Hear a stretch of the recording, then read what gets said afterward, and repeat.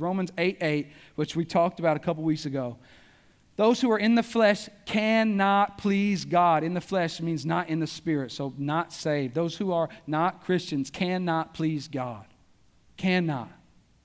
Right? Not, it's hard to, not, it's difficult to, no, cannot please God. Secondly, Romans 3:10 through 12.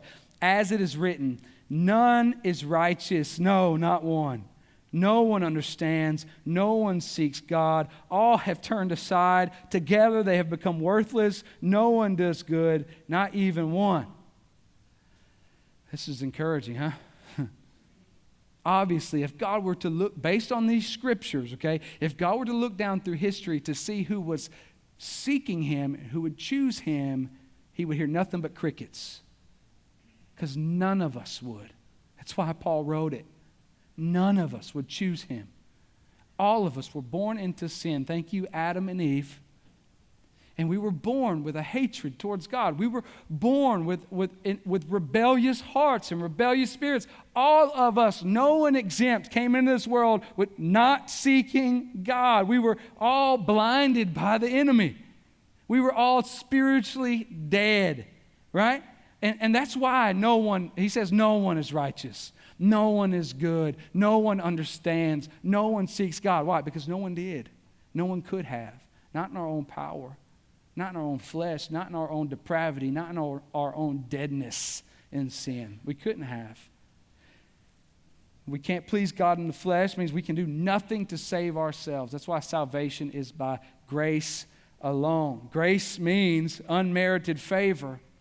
If our faith, if our salvation, if we were saved because of our intellect or because we're good enough or smart enough, then that would not be grace. If God looks into history, he sees who chose him, then he would owe those who chose him something. Then it ceases to be grace. If it's something that is owed, it ceases to be grace. It's not grace anymore. It's something entirely different. Grace is unmerited favor, undeserved favor. That's what grace is. And then if he looks down through history, sees who chooses him, then we could have the attitude of, oh, see, God, you're lucky to have me on your team. I was smart enough.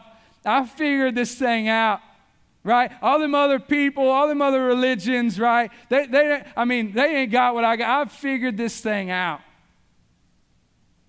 But we can't do that. Because salvation wasn't ours. We didn't figure anything out. None of us sought God. None of us were righteous. None of us. Here's the other piece. If God looked down through history to see who would choose him, right? Then I think it's the strike at his omniscience, which means he's all-knowing, right? All-knowing. Because if he looked down through history and reviewed who would choose him, then that would mean God was learning something. He was evaluating, learning, seeing for the first time how we respond, and then he was reacting accordingly. But then he would not be all-knowing. Okay, yeah, but he knows. But no, he knew because he saw. That would not be a pre-foreknowing in that kind of definition. And so there's all kinds of things that are messed up about that view.